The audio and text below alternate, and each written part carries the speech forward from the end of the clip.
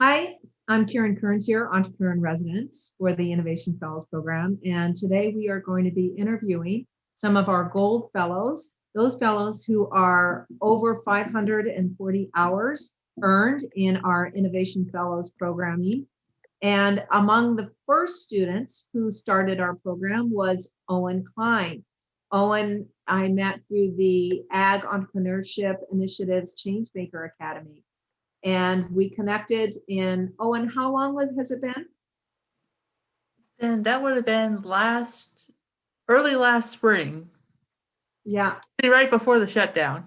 right. So I think sometime in February, we began talking about Owen's business and where Owen was going. And Owen was one of our first enrollees in the program.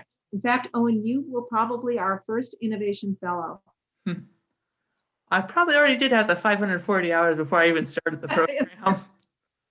That's true. So let's start a little bit with, first of all, who are you?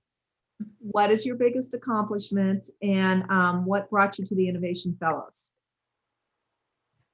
Well, I'm Owen Klein. I'm from Brooklyn, Iowa, a small town, basically dead center between Des Moines and Iowa City.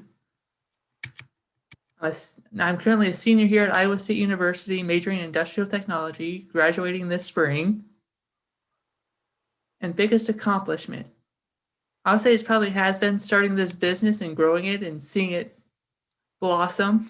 Yeah. And tell us a little bit about your business, Owen. My business, Klein Design Creations, makes and sells CNC plasma cut metal signs. So your business, so I met you about a year ago, February, and we began talking about your business. And it started off with you telling me a personal story about what started your innovator journey. And that was about an event that started in high school, or I think maybe earlier than that, that's kind of launched your story. Basically early junior high. Yeah. And started you on a path about defining your story. Can you share a little bit about that? So back I was a little 7th grade Owen. I was a weird kid that was a distance runner, and third day of junior high track practice, very excited, trying to run with the older kids and run faster and push myself. Third day of practice, we were coming around the track and I got a headache. I never get headaches. I still don't get headaches. I got basically the worst headache of my life. I came around the corner. I knew it was really weird that I was having a headache, so I went up and asked my coach. I don't even remember what I said. It was just something because I knew it was wrong. I knew it was very wrong. And then basically I don't remember anything for the next 2 months. It turns out I had an arteritic venous malformation, an AVM, basically equivalent to having a stroke. When I was born with a knot of veins and arteries in my head, basically a big artery and a little vein went into a little vein, and it creates a giant pressure difference. It's just basically a ticking time bomb in your head. When it bursts, it basically like having a stroke. It spilled a bunch of blood into your brain. Yeah. Reason blood doesn't interact with the brain. And I remember you telling me, I said, how did you get over that? And do you remember what you told me? What I told Karen, what she really loves is like the defining thing I got from that is that this wasn't going to be my story. This will not change who I am. This will not affect me in the future. I will do everything I need to and can to overcome this. Yeah. And you proceeded to do that, Owen. You took a $5,000 a year business and made it this past year. The final figures are what? 155,000. Right. 2020. Yeah. And that is just a huge accomplishment. We're very proud of you. Can you share what have been some of the benefits and of your Innovation Fellows journey? The thing I enjoy about the Innovation Fellows is the accountability. Talking to you every week, you always have a goal for me. Try to have a goal for me to accomplish something every week. And knowing I have to have a meeting with you every week, having the accountability of coming back and following through on what I said I was going to do. You have me speak into the world what I want to have done, and then you hold me accountable for what I say. That's really fabulous. Owen, I really appreciate that. And as you go off into the future and you think about it, one of the things we talked about is what would you imagine your future journey with the Innovation Fellows will be? So yeah, I would love to come back and still interact with the Innovation Fellows and help teach and guide new fellows and have a part to play in the future of innovation at Iowa State. And you are more than welcome, and we will definitely continue. And Owen, again, you are the first fellow that we had, and I'm very proud of what you've accomplished. Thank you. Hi, today I'm here to speak with Priyanka Krishnan. And Pri is one of our stellar innovation fellows and also has been a SCI starter at our university. I would say of all the students that I have met, she has taken more advantage of our university innovation and entrepreneurship programs than anyone I know.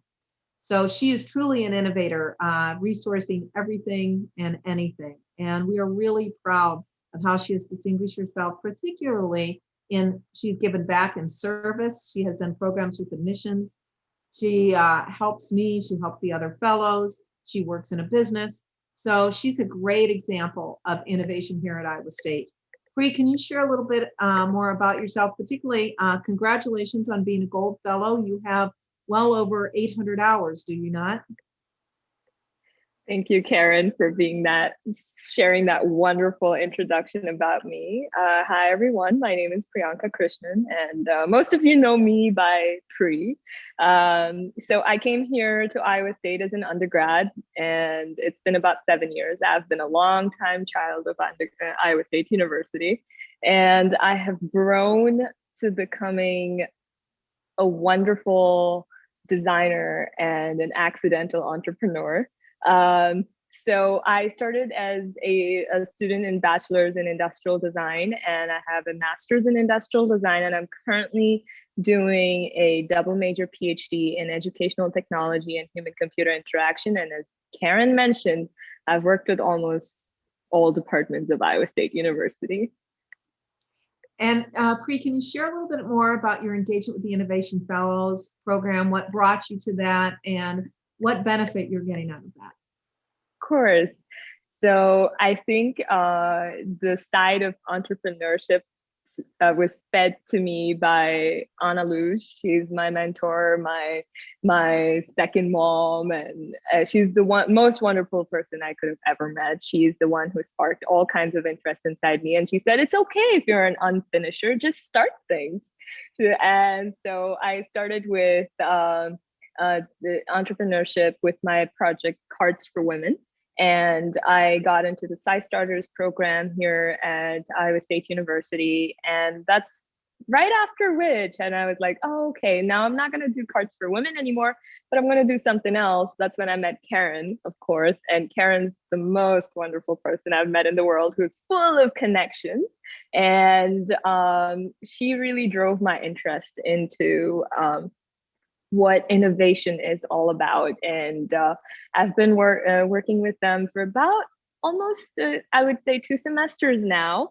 And I've made a lot of connections. I think that's the most I say I would have got out of the innovation programming is I was able to make, networking was everything.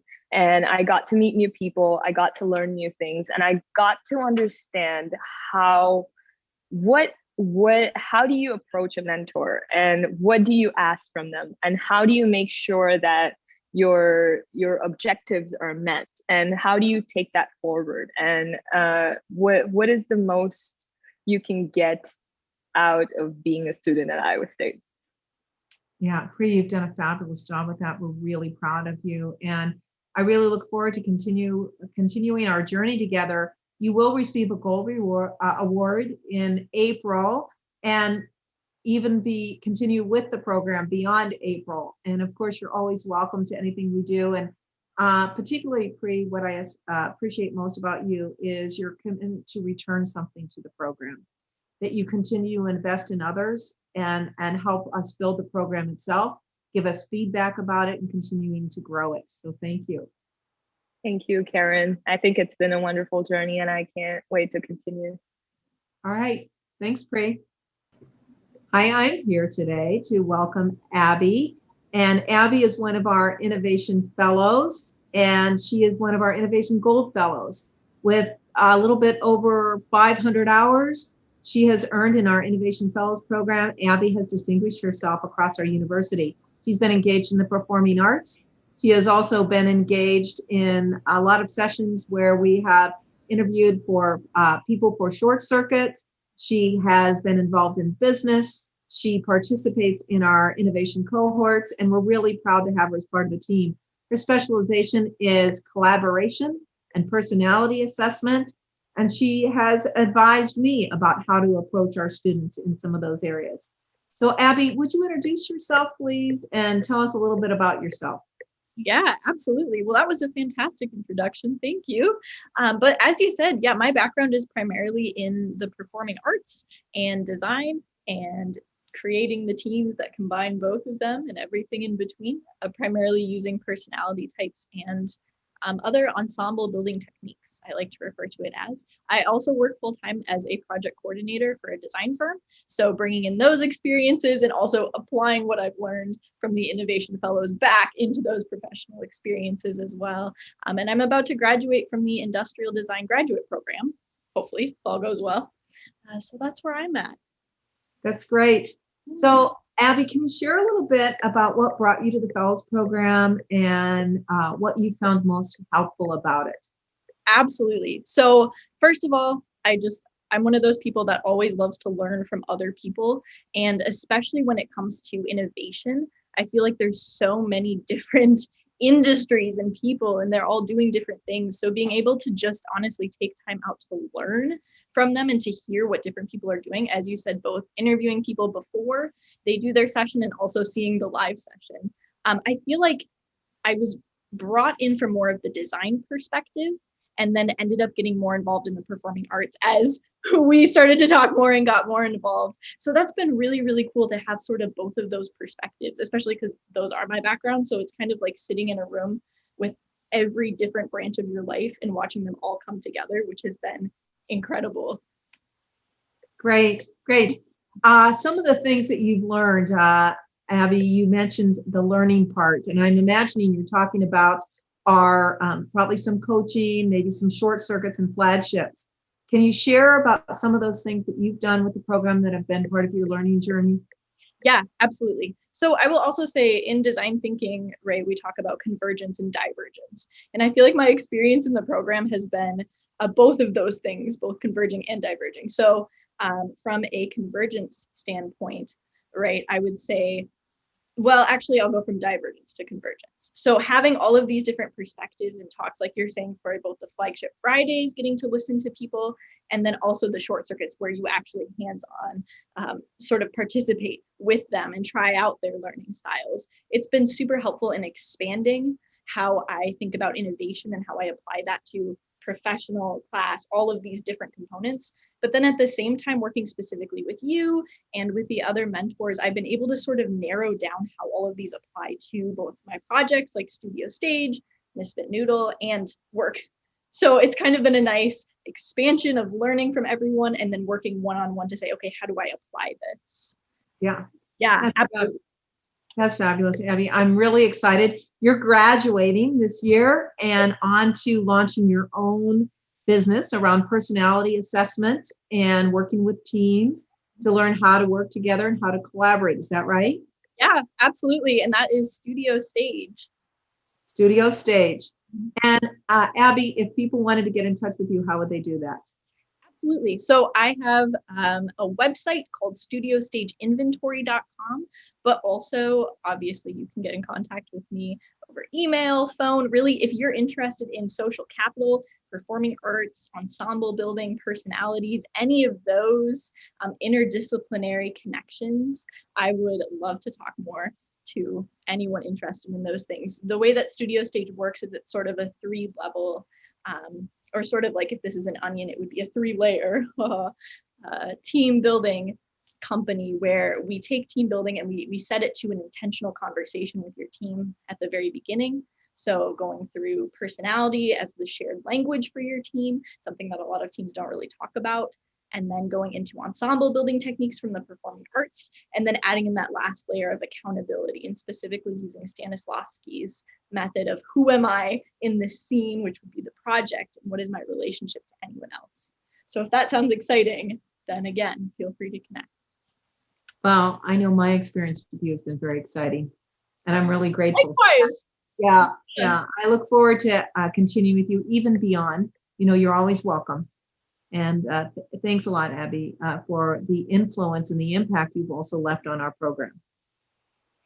Thank you, Karen. I have really appreciated our conversations too, because I feel like we start our conversation talking about one thing and then just bring in, again, so many other disciplines and ideas. And it's really taken all of the projects to the next level, I feel like. So it's very exciting. Thank you. And here's to the future. Woo! Today, I have the privilege of introducing Charlie Wickham. Charlie has been one of our innovation fellows, and in fact is one of our earliest innovation fellows when we launched the program this year, and someone who is engaged in innovation anywhere.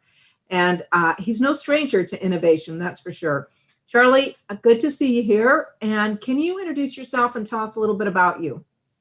Yeah, thanks so much for having me. So I'm Charlie Wickham. I did my undergraduate in mechanical engineering here at Iowa State University, and I'm currently doing a master's in industrial design.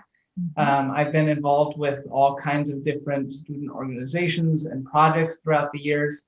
And I'm currently one of the leaders in the theme park engineering group here and the commissioner of our ride engineering competition. Yeah, Charlie, I'm very excited about the work that you're doing because it's a large project. Part of our Innovation Fellows program requires that students go through mindset and experiences, and I know you've done some of those things, but also that they choose a big challenge. I was wondering if you might tell us a little bit about how that challenge evolved and what you did to accept that big challenge in an invitation. Yeah, so it's been a long process that we've been working on this specific thing for about a year. So with the okay, we can cut. Sorry, totally blanking. No, I totally get it. Yeah. Spencer will recover. All right. So, okay, so let's start with that part. Yeah. We'll start with this part again. So, Charlie, you have certainly taken advantage of our Innovation Fellows program and done a lot of really amazing things. I think you accepted a really big challenge when you came to me with the ride engineering competition. And I would really love to know how that story went, how it evolved, when you thought of it, how it happened over time, who's been engaged, because it's quite the deal right now. And if you might share even some of the details, how many people are involved, where it's headed. Yeah, so we've been working on this ride engineering competition for close to a year now. And I've been involved with a lot of other student projects and competitions throughout my time at Iowa State and in high school with FIRST Robotics as well. So I've always believe that part of the engineering process and certainly the critical thinking and problem solving skill comes from that hands-on learning and that opportunity to try out your ideas and fail and learn from that failure as much as you learn from your successes. So within the themed entertainment and attractions industry, which I've more recently gotten involved with, that was something that I noticed immediately was sort of lacking. I had been working with the NASA robotic mining team here at Iowa State and various other competitions, but the students I was meeting in this industry weren't doing similar competitions and didn't have that hands-on background. And so immediately I noticed, it would be really great. I wish there was a competition that I could do that had this hands-on component. And then as a couple of years went by, I started, taking inspiration from what was there in the industry. I had gone to an event called ASTM F24, our subcommittee meeting where they go over safety standards in the industry. And there are a lot of really cool professionals in the industry there, but I was really impressed by the students that I met there. All of these leaders and presidents of clubs around the country dedicated to theme park work, and just really awesome students that were capable of pulling off really incredible things. And so after I came back here and created our version of that kind of club, the Theme Park Engineering Group at Iowa State, my next focus was, could we do a competition? And at first it was just sort of throwing out ideas. And then when COVID-19 hit and the majority of jobs in the industry and in all kinds of guest service-based industries sort of dried up overnight, that was a chance for me to, well, okay, I'm here over the summer. I'm just in Ames, locked in my apartment to stay safe. What if I use that time to develop this idea? And, maybe I won't get to participate it, but we'll be able to bring this idea to other students. And so I started taking time to, just write down some rules and see, okay, how are we going to make this a competition? What are our goals that students will get out of this program? How can we meet those? How can we encourage them to learn those things without, commanding them and you have to do it exactly this way? So allowing for them to have creativity and take it in their own direction, but then learn these things in the process. And so that was, several months of just sort of throwing ideas around of what the competition could be. And then when it came to, okay, how are we going to host this? How are we going to make it an event and build, a public audience around it to get it to reach more people? Myself and the other engineering students I was working with, that is not our area. We're not experts in that. We don't really know how to do that. And luckily we were put in contact with your office and the innovation program. And, you were nice enough to offer us the resources that we would need to grow this, that not only to hold an event, but hold something bigger than what I was originally picturing, certainly during COVID. And so finding, through then working with this huge team to develop that idea and figure out, get through all of the problems that need to be solved to get this to be a huge event that's safe for COVID-19, that's accessible to everyone that we're working with, and is just the best that it can be in our first year is just been incredible. Yeah. And Charlie, I think you have, how many students do you have now participating in this competition worldwide? Yeah, we have 11 teams with 94 students from around the US competing in this first year. So they've been working since October, November, and December. So they've spent 4 to 6 months working on their ride designs, along with a couple industry sponsors and a lot of assistance from other students in the industry who have collected information and brought it all together and made it accessible to these students so that they can, do real industry practices with this. I also know, Charlie, you're one of our first Innovation Fellows and candidates, and you'll be graduating this year with a Gold Innovation Fellows Award for certainly well over 700-800 hours in the program. Actually, I think it's almost over 1,000. And I know that Dennis Muhlenberg played a big part in that, and that you participated in a lot of fellows programs. Can you share a little bit about your experience with the Innovation Fellows program and how that's helped you do some of the things that you've been able to do in the last year? Yeah, so certainly for me, this has been mostly uncharted territory.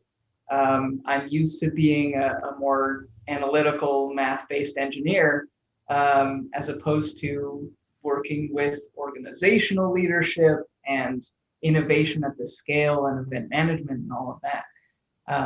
So having the opportunity to be brought into this program and talk with Dennis Mullenberg and learn from him through his innovation circuit that he's done for us fellows. That's been a huge help to just sort of contextualize this process and learn about this aspect of the process. For me as a leader and as an innovator to, get that context around what was before just sort of making things up as we go. And so having that expertise of somebody who's been in this game for a long time and worked with a lot of different things and succeeded in places and failed in others, just having that experience to build off of has been a huge help to, be able to structure what we're doing and know what we're doing as we go through it, instead of just making things up as we go. So it's been an absolutely huge help, and I'm so happy that we found this program. Charlie, thank you so much. And certainly you have taken advantage of every opportunity that we have, flagships, short circuits, the full circuits, and hopefully next year you're going to do a session as a young innovator for us. So we're really excited to continue to engage you in your journey. And so we're just really proud of you. And Charlie, as you go forward and you think about what you're going to take away from this program, what would be one big thing that you would think would be really significant?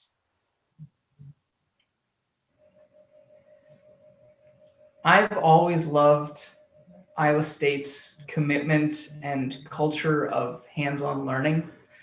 That's one of the big reasons I came to Iowa State in the first place, is that, with over 900 student organizations, most students are involved with projects and competitions outside of their classes that help contextualize everything.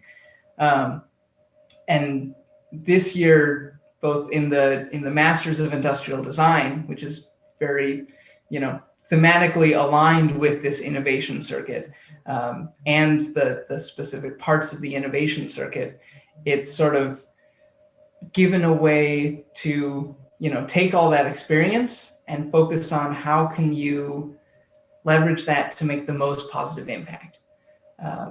And so that for me has been the biggest thing, is that it's given me the tools that I am confident that I will continue to be able to make a big impact on students and industries and the world as a whole, because I, understand everything that's going on and the systems that are at work. And so I can, take my ideas and leverage them to make the biggest impact possible. That's great, Charlie. Thanks for being with us today. And I really appreciate your time, and congratulations. Thank you very much. Bye. Money and Ashwin, could you talk to me a little bit about, what you see as the value of the Fellows Program? You're both very highly involved. What has it meant for you? Yeah, you got this, Money. Okay, yeah, so I think overall, like, the technical skills are important in school. And that's all we've been learning really as an aerospace engineering. Maybe it's a little different for the mechanical or civil industry, but most of the time in school, it's a focus on technical skills. However, the innovation fellowship, it's meant to show the correct mindset that's necessary for successful entrepreneurship.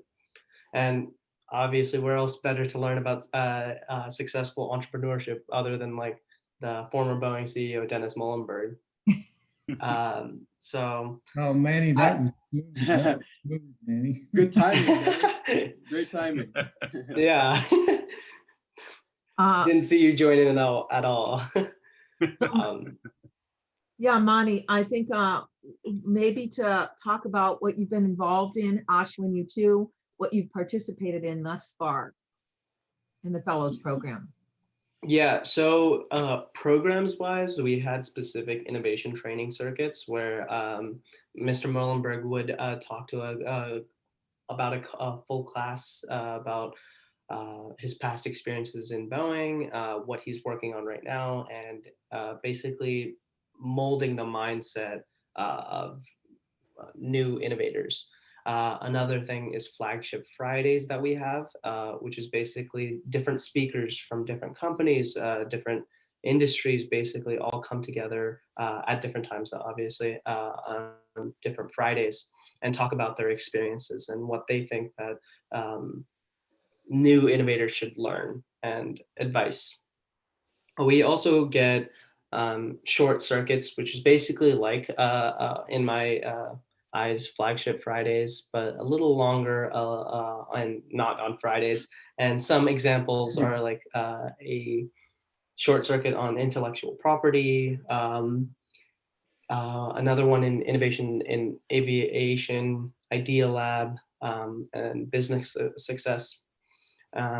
Another thing that was brought upon from this program was our specific private help from Mr. Dennis Mullenberg, where we would get together monthly and talk about how our project is doing and how he can help us. Yeah.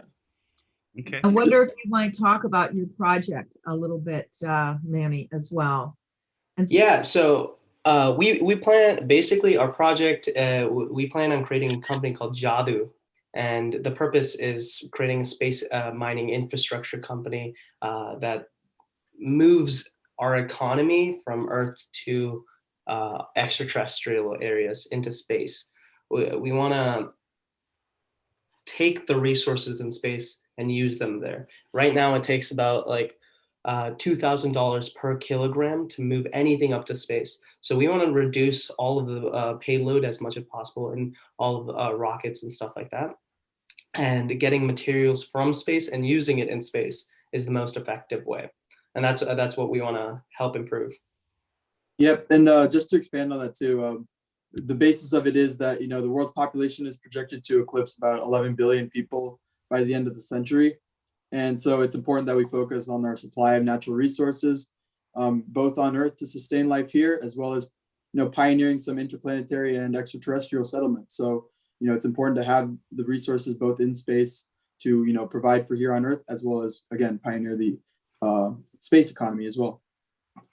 And talk about what specific resources, because I think you're talking about two specific types of resources. Actually, three recently. So right now we want to start off with ice because, again, with NASA and SpaceX trying to get to Mars, all of the people there need water somehow. Every person in space needs water, and getting that ice and turning it into drinkable water is very crucial. So that's the first thing that we're going to try to do, because that's basically where we find initial revenue. But then there's also regolith, and there's also regular minerals. Obviously, minerals like gold, nickel, iron, stuff like that, those could be used for more manufacturing parts within our own company, but we could also sell them to almost anyone on Earth who would want iron, any manufacturing company. But also, the last one is regolith, something that is not very commonly known. It's just soil from like asteroids or a lunar surface. And that soil is used mainly for research purposes. So we can give it to NASA or other schools to continue whatever research they need to do, I guess. Yep. Recently, we found that the regolith itself is worth thousands of dollars. So, being able to find this on both the moon and other asteroids as well in near Earth orbit, it would be useful to see if, it could even sustain life or anything like that as well.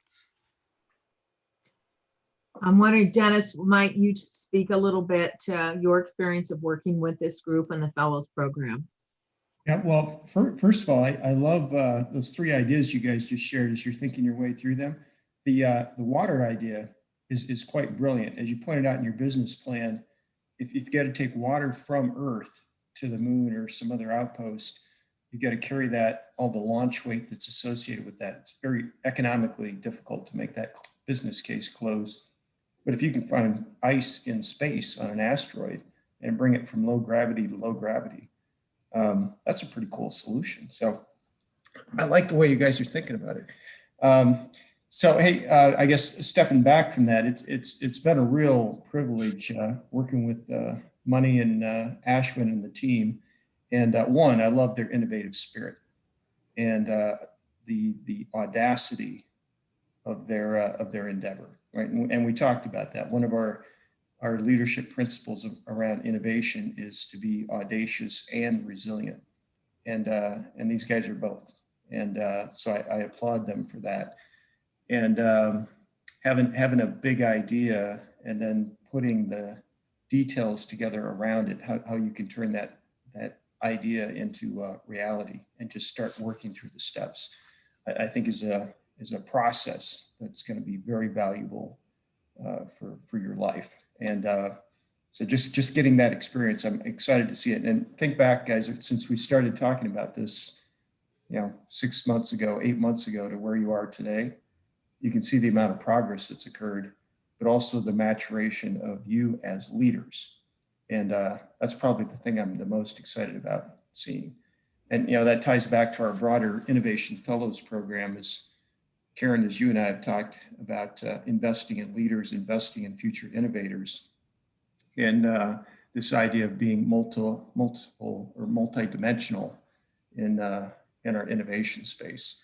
And we've talked about this at our innovation circuit training as well. We want to help create innovators who not only have the capacity for sort of technical and product innovation, but also the capacity for culture and people and business and that entire fabric of innovation, multidimensional innovation. That's the kind of people, young leaders that are being developed through the Innovation Fellows program. So I see that as really exciting. And then I also want to credit these two young gentlemen with their influence on others. So not only are they growing as innovators and leaders, in my circuit training classes, when they're in the course with their peers, they're also leading by example. And often when I ask for people to share on innovation sprints, these two guys are at the forefront with their comments, or we talk about leadership skills and examples that we want to share. Money and Ashwin are often, among the first that are sharing the examples. And that really helps to energize and inspire the other students around them. So that's another example of being a great innovator, is being an influencer of others and creating that multiplying effect. So that's been part of my experience and why I enjoy working with these two guys and their team. So David, Dennis leads what we call a full circuit. Full circuits are typically 3 to 6 sessions. It could be 6 months or 6 weeks. He took probably about 30 to 60 students at various times. And his job is to lead them over a period of 6 months. He meets every month for 2 hours with 2 different sessions. To take them through a series of innovation mindset, education sessions, as well as awareness sessions, and then also skill application. So he'll have them do design sprints and assignments to expand not just the way they think, but also the way they practice. So he set up a series of challenges for them to do that. And in addition, Dennis is coaching many of these students independently, some student teams as well as individual students. He contributes to them in many significant ways. Do you have any questions for Dennis, David? Sure. Dennis, you mentioned that this is a skill that'll be valuable, throughout your life. At the outset, when you were kind of describing what you see as the impact of the Innovation Fellows program, can you talk a little bit about that? How do you see that kind of expanding into, these students' lives, no matter where they take them, the skills that you would learn in a Fellows program? Yeah, David, one of the things we do with our circuit training sessions is each session we talk about a leadership framework, sort of viewed through the eyes of innovation, but a broader leadership framework. that I've shared with the team. I call it the Bring Your A Game leadership framework. So it has seven elements to it that span leadership, things like acting with courage and passion, amplifying the team. And if useful, I can go through all seven of those, but each of those 7 areas is focused on a leadership skill that creates a multiplying effect. So it's important for leadership and innovation in all of its dimensions, as we talked about. But I think they're broader life lessons about how to lead and how to handle the challenges that are going to occur throughout life. And we talk about being resilient, learning from failure is an important dimension of that. We talk about the importance of investing in people, that the most important investment we can make as leaders is to invest in people. We talk about the importance of integrity and excellence in how we do our work, and how that should exude through our leadership traits. So I'm hopeful that leadership training, coupled with the dimension of innovation, those are lessons and skills and characteristics that can apply more broadly through life. And it could be in how they start up a business. It could be in how they influence those around them. It could be on how they invest in their communities or give back to the people around them. So I'm hopeful that we're creating or helping to build leadership capacity that's going to be beneficial in many ways in terms of lifelong learning. Okay. So are Money and Ashwin one of the teams that you've been coaching, outside of the short circuit training, Dennis? Yeah. They've both participated in my circuit training course, and then separately, we've had a number of sessions talking about their space mining business. So okay, we've got a few hangout sessions in the Innovation Center where we pop popcorn around ideas, and Money and Ashwin are there along with 3 or 4 of their teammates. And we spend time talking about their business and ideas, and then occasionally, if I can open a door or connect them with somebody, another resource, my goal is to help open doors, create resources for them, connect the dots, and help them be successful. Can you give me an example of kind of an issue you work through with them? And Money or Ashwin, you could step in and provide one either, just to kind of illustrate the kind of a concrete detail from that coaching relationship. I think one key element that comes to mind for me is defining the business plan. So when we started out, the big idea was space mining, and we want to go create a business in space mining. So we spent some time thinking about, well, what does that mean? What's the objective? How would we measure success? How do you narrow it down to a specific endeavor that could be executable? And then what would be the resources and the schedule and potential collaborative partners that you would need to reach the outcomes of that endeavor? And then build that into a business plan and hone that business plan. And the document that they've now produced does exactly that. So it was great to see a sort of a big idea coalesce into an executable business plan. With still, Yes. Still a bit of work to go, but For sure. But I have no doubt, and that's one of my follow-ups. And this is for Ashwin or Money. Money. I'm sorry, I had it in my mind that your name was Money, and now I keep calling you Money, and That's totally fine. Don't worry about it. just think about all the money he's going to make. Yes, that's the the image I should put in my head to correct myself.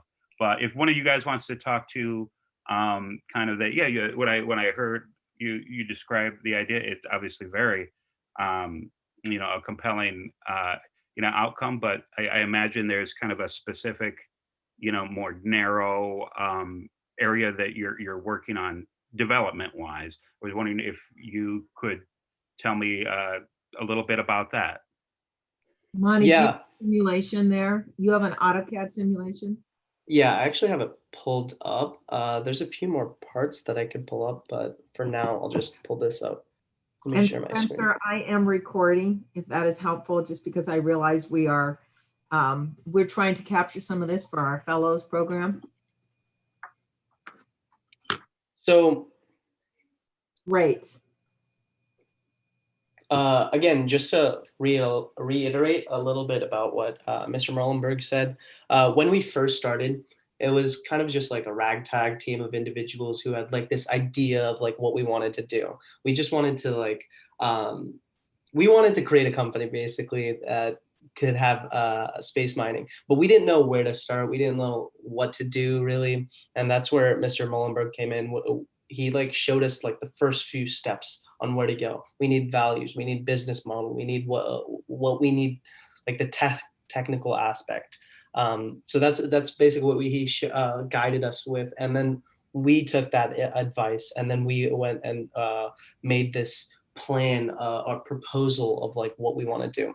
We have this first, we have a concept for a drill. We have a concept for an attachment system. And this is just one of the pieces that in our AutoCAD, and this is like the main drill part.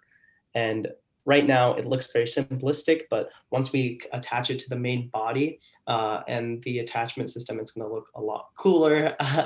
But there's a few more, but before we get into that, basically what we have right now is our attachment system is basically like leg type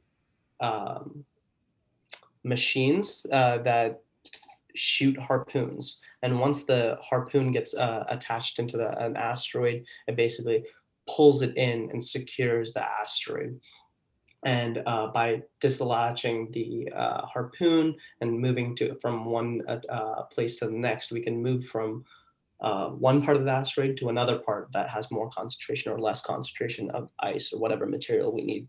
And then the drill specifically, this is the main part of the drill, as you can see. And it's going to have some plates or jaw-like structure around it. And it's going to act inspired by a drill saw. Is that what it's called, Ashwin? I forgot. Hole saw. Yep, a hole saw. Hole saw. If you've seen one of that, it basically has a drill in the middle and then serrated blades on the outside. It has like a plate blade basically, and it's going to dig in as this drill goes into the asteroid and scoop up and throw the debris or regolith into the storage area. It's a little hard to explain, but so this is one of them. Another one is actually, I'll show the leg as assembly.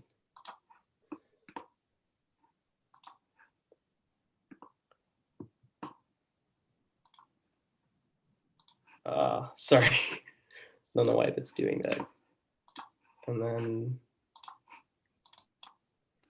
yeah, and to kind of tag along with Mani's saying as well, this is kind of what's helped us differentiate ourselves from any potential other competitors, is just our technicality, as well as our as we've learned, our ability to kind of have an innovative mindset and develop our team culture. This is kind of what we're kind of striving to do, in the startup phase of our company. So we want to really differentiate ourselves and really cultivate our team values, as well as, again, develop our technical capabilities in our system being, our main, technical secret weapon, if you will. One of the things that we've been having conversations about with Mani and Ashwin a little bit is their value proposition and what that looks like and how they distinguish themselves from other companies in this field that are also beginning to evaluate and research what it means to do ice mining and mineral mining. So they're working on their differentiation statement, and then what's next for them, whether that's an accelerator or looking at individual investors or connecting them with an aviation portal and people who are in this field who are previous alumni. Okay, so very broadly, you're working on the challenge of when you get to the surface of where you are in space. yes.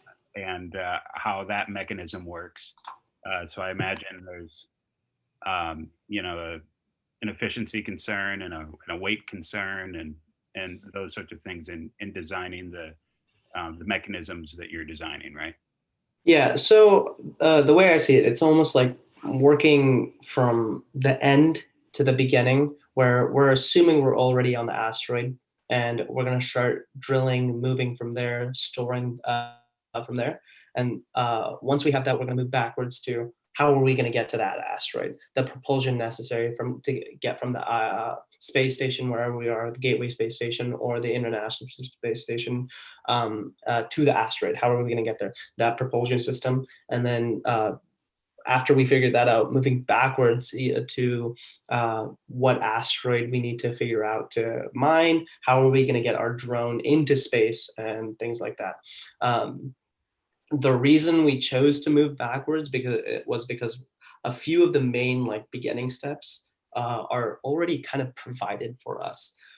If we prove that we have a working prototype for mining an asteroid or something like that, then we can come up with a partnership with something like NASA or SpaceX, Blue Origin or something like that, and hitch a ride with them to go to International Space Station. So we basically have Earth to space covered from there. So that's why we're moving a little backwards from the actual mission phase to getting there. Sure, that makes sense. Money, this is a great example of how you've developed that business plan with some thought about executability. So, originally the idea was we're going to have to launch and the capital associated with a launch, and then how you're going to make the transport work. And now the idea of doing a ride share on a rocket, which is a rapidly evolving commercial business model that's very viable, getting some real estate at the International Space Station, which again has become a very viable commercial option. You've taken out two of the biggest capital hurdles in your journey, and now you can concentrate on going from International Space Station to asteroid. So your thought process here is fantastic. You've probably knocked out about 90% of the capital cost through partnerships, and now you can focus on the value-added end of the innovation. So it's a great example of innovation thinking and how do you create a credible business starting with a big idea. Yeah. Thank you. Yeah, and to add to that as well, the space economy is really taking off, if you will, pun intended. But in the past 30 years, the cost to fly to space has actually reduced about 23-fold to about 2,000 to 8,000 per kilogram. So if we can make a weight efficient, cost efficient technical solution, again, the space economy is only getting cheaper to launch to. So hopefully we can provide that technical solution. And then, as Dennis said, the rideshare model is a very viable option to provide solutions in space.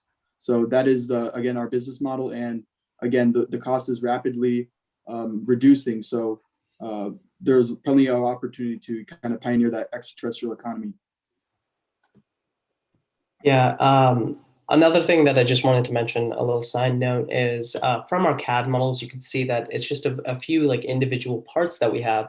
But recently, for the past month-ish and moving forward for the next few months, what we've been doing is every Saturday, once a weekend, we're getting together and having 2 to 3 hours sessions of just working on SolidWorks and CAD models. So hopefully by the end of the semester, we'll have a working assembly of both the drilling mechanism and the attachment mechanism.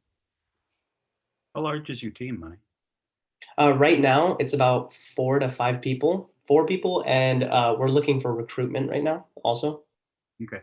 All aerospace engineers, or do you have kind of a diversity? No, it's a little diversity. So I'm aerospace, and another one of our team members, Tom Dunn, is aerospace, but Ashwin is mechanical, and another one is Hannah Shin. She is actually working at a different in a different college, and she's a design a graphic design major. So she kind of helps with the design, the logos and stuff like that. And then there's Sandeep Stanley, who helps us with the business side also, where he helps with like writing essays, formatting, making sure everything is worded correctly. Sandeep is also another one of our fellows. Yeah. And Ashwin also has a minor in engineering sales. Yeah. And so, which I think is really insightful of the team to really look at. And I know it's one of the things that Dennis promotes highly is diversity as a critical component, looking at diversity of thought, diversity of experience, diversity of skills. And so Sandeep is very well spoken, interested in communication. And I know Ashwin has spoken to me quite a bit about sales and how to position, do the strategic planning, develop the business plan and the value proposition. Yeah. Thanks, Another- Karen. Thanks for speaking on that. And, oh, sorry, you want to say something? No, go ahead. Yeah, I was just going to say that, you know, we love to talk about the space mining possibility, obviously, but we are taking that initiative in trying to branch out the team's diversity and values and technical skills with our, again, my sales minor. Money is taking some SolidWorks classes now to kind of cultivate that technical capability. And then again, Deep and our other team members are also taking some initiative in their coursework, as well as, you know, learning outside of class to really, you know, develop our skills before we do provide that technical solution, so that we can really hone down and get this right, you know, on the first try, so that, you know, we can definitely have that diversity of team skills and values built off of each other's strengths, as well as have that diversity of strengths as well. So we're excited to do something like this, and we're showing that initiative too.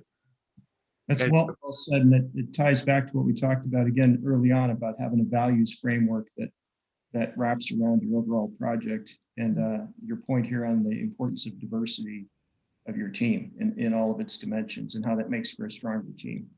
That values framework again comes through and shows itself in the success of the business effort. So proud of you guys for doing that. Thank you. What is the next step, guys? Karen mentioned this, that you've been talking about it. I mean, do you think you are, you know, ready for some sort of development program?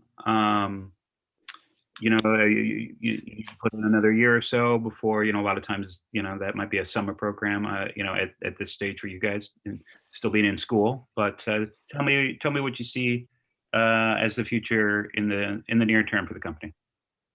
Yeah, so that's a good question. So right now, what we have to do is basically do a technical proposal, make sure the SolidWorks model is finished, and then we're going to meet with Karen of every few weekends and stuff like that to make sure that we have all the business side of it complete. Once we graduate, we won't have much access to the labs, so we have to make sure that we utilize and make a few of experiments. An iteration of testing basically should be done by the time we graduate at some of the labs at ISU. But however, once we graduate, we're going to have a lot more time since we're not in school anymore. So we're going to focus a lot of our time in everyday time put into the same proposals, the same experimentation, getting that SolidWorks done. We'll just be able to multiply our workload and productivity after we graduate. Karen mentioned that even though we have graduated, they'd still the fellows program would still like to be involved with us. So it's not like we're going to lose much of this connection, this communication between the fellows program and this company that we're working on. So that's the graduating this spring, right? I mean, we're all graduating this spring. The whole team. Yep. Okay. So it's kind of a little liability that all of us are seniors and we're all graduating. However, I think it is a good thing because as seniors we have the technical experience to make sure that we know what we're doing. Some might argue that junior year or sophomore year are like really tough academically. So people who, if we have team members in sophomore or junior, it might put too much stress on them. So it's not that we're not like against putting some people on. It's just they might have trouble. So, yeah, and just to, sorry, go ahead, Karen. Go ahead, Ashwin. I was just going to add to that. Yeah, while we are graduating in May, we are still looking to grow the team and you know, look to recruit certain aspects and other areas such as, you know, more business focused, you know, strategic and electrical and computer technology focused. So again, we are looking to grow the team as we do, develop these hurdles, and again, focusing on that team culture and team values is very important to us. So we are hoping to grow the team, both, diversity of age as well as diversity of values as well. So hopefully we do have some connections to stay back at ISU, but that is our near-term goals as well.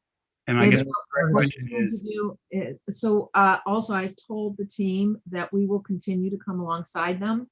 We're happy to continue to meet with them and also connect them with future fellows who could connect to these young alums and continue to help make that link with their like a satellite, pun intended, for their team, right? And my goal in continuing to work with them is to work alongside Dennis and help them develop that value proposition that will better pitch them with investors, potentially to allow them to attach to an accelerator, draw in people who could come alongside them, potentially have them partner in specific components of other projects and other organizations, and set them up with other advisors and alums within our program.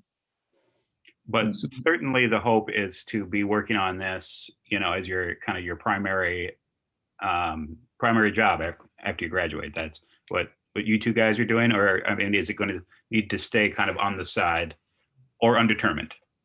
So right now, it's since we don't have really a revenue, we need to make sure that we get money and income somehow. So having a job after graduation would be ideal. Ashwin actually does have a job lined up, but until we have a job lined up, the rest of the team, it's just, this is the primary goal. And even while in the job, I guess, we want to continue working on this as like we are right now in school. We're working on it alongside our academics, our extracurriculars and stuff like that. Yeah, and again, with a job as well, is we really want to be able to have, obviously the revenue money said, but really learning how to kind of develop in a, the culture in a working environment. So learning about my job is going to be at Boeing. So having that connection to Boeing, as well as learning the flight test engineering skills that I'll be learning, will be instrumental for sure to bring back to Jadu once we do graduate, once I do have that work experience as well. And I think, David, that the critical, go ahead. A better combination than doing that along with working at Boeing, Ashwin. That's at Edwards Air Force Base too. So a really awesome place that things take off from. That's going to be exciting, very exciting. And David, to Karen's broader point about the Innovation Fellows Program, helping connect these student teams to downstream opportunities, getting them into accelerators, potentially ultimately access to venture capital funding, helping them find the right business partners.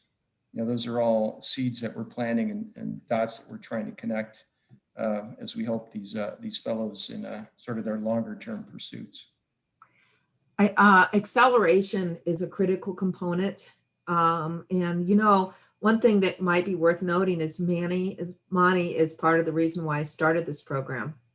He was the one initially that said the quote, "I know where to get technical expertise. Iowa State is great at that.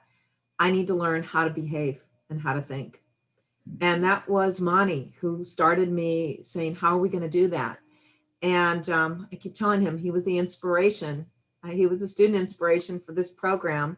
And that was back in July of 2020. And so I am very grateful to him.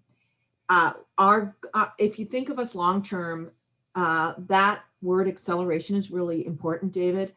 And in order to help accelerate, that means connecting them early with people who can influence how they think and how they begin to position themselves for when they graduate. And then as they have to write their value proposal and their technical proposal, then we can position them in front of things like accelerators and incubators and things like the alum we have in the field, people like Bill Gross who came to speak. Part of our flagship recruitment effort is to bring in those stakeholders and build relationships with them so that when people like Ashwin, Mani, and his team are ready, we already have a relationship with people who can help them.